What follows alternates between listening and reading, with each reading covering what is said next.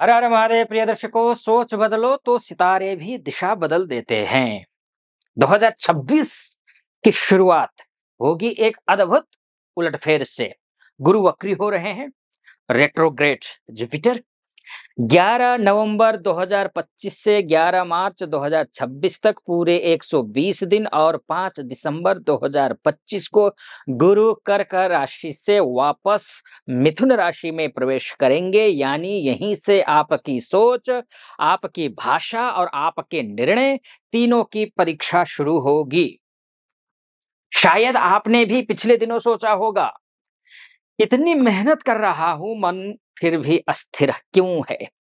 कभी लगता है नौकरी छोड़ दूं, कुछ अपना करूं, रिश्तों में बात करने की कोशिश करता हूं या करती हूं, फिर भी दूरी क्यों बढ़ती है। अगर हाँ, तो यही है गुरु वक्री का संकेत। अब जो वक्री हो रहे हैं, ये ग्रह रुक कर सोचो, दिशा गलत नहीं है, दृष्टि गलत है, ऐसा कहता है। अब दृष्टि भी बदलने का समय आ गया है। जैसा पीछे था वो हालात तो अब कम से कम नहीं होने वाले हैं। जीवन तब नहीं बदलता जब हालात बदलें। ध्यान रखिए, जीवन तब नहीं बदलता जब हालात बदलें, जीवन तब बदलता है जब सोच बदलते हैं और सोच से हालात बदल देते हैं। गुरु का वक्री होना आत्मा को आईना दिखाना है। शास्त्रों में कहा है, गुरुर ब्रह्मा गुरुर विष्णु गुरुर्देवो महेश्वरः। गुरु सृष्टि, पालन और परिवर्तन तीनों के स्रोत हैं। जब गुरु वक्री होता है, तब जीवन के अधूरे अध्याय फिर से खुलते हैं। आज आप जिन निर्णयों को सही मान रहे थे, कल कल जिन निर्णयों को आप सही मान रहे थे, अब उन पर पुनर्विचार होगा। गुरुदेव कराएंगे 120 दिनों में, 11 मार्च से पहले पहले। गुरु जब पीछे मुड़ता है ना, तो जीवन आगे देखने लगता है। अब समझ लीजिए गुरु ग्रह का वक्री का सामान्य प्रभाव। हर उल्टी चाल एक सही दिशा की तैयारी होती है। ग्रह वक्री वास्तव में पीछे नहीं चलता। पृथ्वी से देखने पर उसका भ्रम ऐसा प्रतीत होता है, पर उसका प्रभाव अत्यंत वास्तविक होता है। विचार, निर्णय और कर्म का पुनर्मूल्यांकन होता है। आपने भी महसूस किया होगा कि पिछले दिनों आप कई बार कंफ्यूज रहे होंगे, क्या ये रास्ता सही है। कई बार मन हुआ होगा, बस अब सब छोड़ दूं, कुछ नया करूं। और कभी कभी कितना बोलूं या चुप रहूं, यही द्वंद रहा होगा। यही संकेत है। अब इन सब को, आपकी सोच की परतों को साफ करने निकला है गुरु वक्री होकर के। कभी कभी भ्रम भी सबसे बड़ा गुरु होता है। ध्यान रखिए, गुरु वक्री का सामान्य प्रभाव समझ लीजिए। जब सब समय जब ठहरता है, तब आत्मा आगे बढ़ती है। ये 120 दिन का काल जीवन में 3 परिवर्तन लाएगा। सोच की सफाई, निर्णयों का पुनर्निर्माण और आत्मविश्वास की पुनर्प्राप्ति। आपको बार बार लगेगा, पहले जो मुझे सही लगता था, अब वही सवाल बन रहा है, बन गया है। यही संकेत है गुरु का पुनर्संरेखन का। शुरू हो चुका है। 11 नवंबर से गुरु शुरू हो रहा है। जब भ्रम मिटता है, तब ब्रह्म का बोध होता है। मिथुन राशि पर गुरु का प्रभाव इस तरीके से रहेगा। गुरु 11 नवंबर से आपकी राशि से द्वितीयस्थ होंगे, वक्री हैं। 5 दिसंबर को फिर से यही आपकी राशि पर आएंगे। स्वराशि आपने अपनी राशि पर आएंगे, अर्थात आपकी राशि में आएंगे। स्वपरिवर्तन का समय है, वाणी में संतुलन का समय है, जीवन दिशा के पुनर्गठन का समय है। ये दोनों ही परिवर्तन। एक कहावत है ना, जिस दिन सोच बदलती है, उसी दिन करियर का आकाश बदल जाता है। आपने पिछले महीनों में महसूस किया होगा कि काम कर रहा हूं भाई, पर मन नहीं लग रहा है। मेरी मेहनत को पहचान क्यों नहीं मिल रही है। कुछ नया शुरू करूं या पुराना ही सुधारूं। यह सब संकेत है अब गुरु के, अब आपके कर्म का असली मकसद दिखाने जा रहे हैं वक्री गुरु। इन सभी भ्रम को दूर करने जा रहे हैं। 5 दिसंबर के बाद जब गुरु आपकी ही राशि में होंगे तो सेल्फ इमेज और डिसीजन पावर दोनों में ही भारी बदलाव आएगा। जो मिथुन जातक हैं, टीचिंग में हैं, राइटिंग में हैं, मार्केटिंग में हैं, कम्युनिकेशन में हैं, ट्रेनिंग में हैं या पब्लिक स्पीकिंग से जुड़े हुए हैं, उनकी पहचान अब नए रूप में बनने जा रही है 11 नवंबर के बाद, और दूसरा चरण होगा 5 दिसंबर। जब गुरु लग्न में होता है, यानी कि आपकी राशि में होता है, लग्न या राशि, तब व्यक्ति अपने कर्म का सच्चा अर्थ समझता है। जहां सोच स्पष्ट हो वहीं सफलता स्थायी होती है। ये तो बात करियर की हो गई। अब फाइनेंस की बात कर लेते हैं। पैसा कितना, धन और स्थिरता, स्टेबिलिटी। धन भाग्य से नहीं, दृष्टि से आता है, ध्यान रखिए। और दृष्टि भाग्य को बदल देती है, या ये कहिए एक दूसरे के ये पूरक हैं। पहले बीज आया या फल, आपका कर्म और आपका भाग्य। कर्क राशि में वक्री गुरु के कारण आपने सोचा होगा पैसा तो आ रहा है पर टिक नहीं रहा है, मेहनत ज्यादा है, नतीजा कम क्यों है। कर्क राशि से पहले, अभी अन्य ग्रहों की स्थिति की मैं बात कर रहा हूं, बल्कि बचत करना चाहता हूं पर हर बार खर्च बढ़ जाते हैं।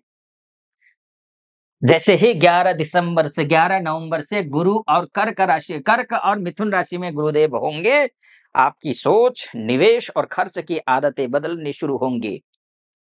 पुराना धन वापस आ सकता है, लेकिन यह समय कमाओ नहीं समझो का है। कमाना तो है ही, लेकिन समझ करके उसको संभालना भी है, सजोना भी है, सेविंग भी करना है।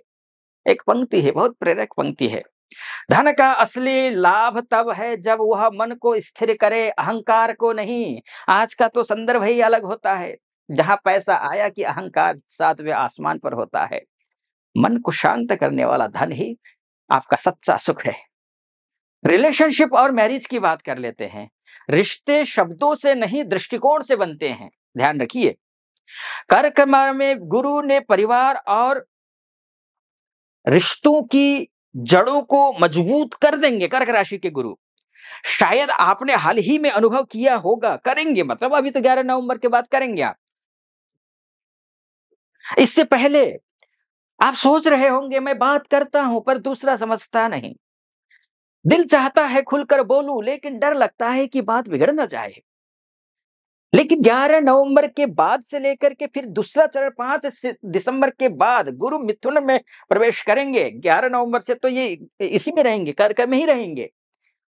जब ये दो राशि में रहेंगे, आपकी वाणी को संवेदनशील स्पष्टता देगा ये ग्रह।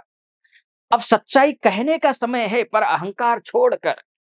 रिश्ते सुधरेंगे बशर्ते आप सुनने की कला अपनाइए। जहां संवाद सच्चा हो वहां मौन भी प्रेम बन जाता है, ध्यान रखिएगा। स्वास्थ्य और मन की बात कर लेते हैं। मन की गड़बड़ी शरीर की थकान बन जाती है। गुरु के वक्री होने से मन में अस्थिरता बढ़ सकती है। शायद आपने हाल में महसूस किया होगा, हाँ सब कुछ ठीक होगा, निस्संदेह होगा। धन भाव में गुरु वक्री होना, आपकी राशि में गुरु का वक्री होना थोड़ा अस्थिरता को तो बढ़ावा देंगे। नींद ठीक नहीं लगना, नहीं आना, सिर भारी रहता है या मन बार बार बदलता है, कभी बहुत उत्साहित कभी बहुत सुस्त। ये हो सकता है अगर आपने अपने आप को ओवर थिंकर होने से ना बचाया हो तो। ये हो सकता है। यह मन के ग्रह मिथुन की विशेष स्थिति है। 5 दिसंबर के बाद, उससे पहले भी बहुत कुछ नेगेटिव हो रहा था पहले, 11 नवंबर से पहले ही। लेकिन 5 दिसंबर के बाद आपकी राशि में जब पुनः आएंगे, तो लग्न में, राशि में कहिए, तो धीरे धीरे मानसिक स्पष्टता और शारीरिक ऊर्जा लौटेगी। सूर्य नमस्कार कीजिए, गुरु की उपासना कीजिए, शुभ रहेगा आपके लिए। शांत मन ही सबसे ऊंचा उपचार है, ध्यान रखिए। अब बात हो गई हमारी करियर की, बिजनेस की, रिलेशनशिप की, मैरिज की, पैसे की, स्टेबिलिटी की। अब बात हमारी करते हम करते हैं, जब समय रुकता है ना, तो भाग्य दिशा बदल देता है। निष्कर्ष के तौर पर मैं बोलूँ, लेकिन उसके बाद भी एक बात और कहूँगा कि ये जो है ना, ये मोटा-मोटी तौर पर है। अब निष्कर्ष बोलूँगा, कुछ उपाय बताऊँगा। वो उपाय आपको करना है, वैसे उपाय के तौर पर मैं आपको बताना चाहूँगा। मैं तो यहाँ संक्षिप्त में बताऊँगा, लेकिन आप लोग उल्टा-सीधा उपाय करके, जो नहीं करना चाहिए वो भी उपाय करके सब कुछ अपने भाग्य को बर्बाद कर रहे होते हैं, कर्म को बर्बाद कर रहे होते हैं। वो नहीं करना है।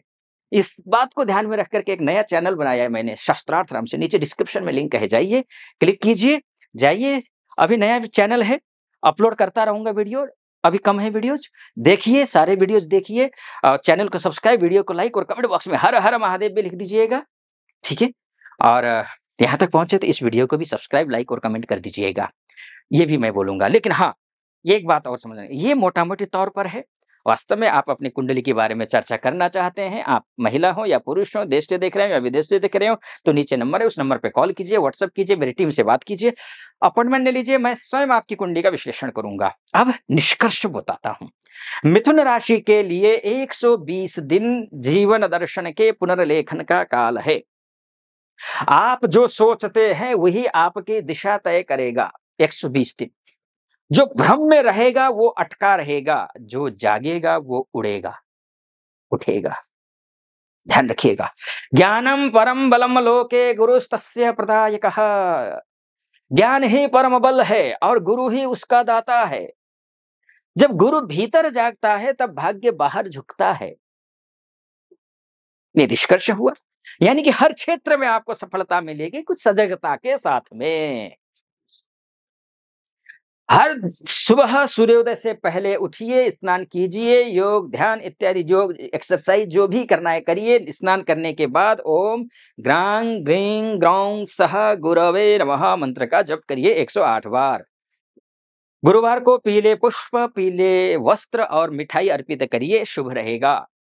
अपने गुरु, शिक्षक या वरिष्ठ व्यक्ति का आशीर्वाद अवश्य लीजिए। गीता का 18वां अध्याय पाठ करिए। कर्म और ज्ञान का समन्वय है वो। सप्ताह में 1 दिन मौन व्रत रखिए, वाणी की शक्ति पुनः सक्रिय हो जाएगी। मौन में जो सुना जा सके वही सच्चा संदेश है। 2026 की शुरुआत उलझनों से नहीं, उत्तरों से होगी, ध्यान रखिएगा। गुरु वक्री का यह समय आपके सोचने, बोलने और जीने के तरीके को नया आयाम दे रहा है। इसीलिए आप अपना ध्यान रखिए। मेरी शुभकामना, बहुत-बहुत शुभकामना। सटीक लगा हो, सब्सक्राइब, लाइक और कमेंट ज़रूर कर दीजिएगा। फिलहाल अनुमति दीजिए। ओम नमः शिवाय।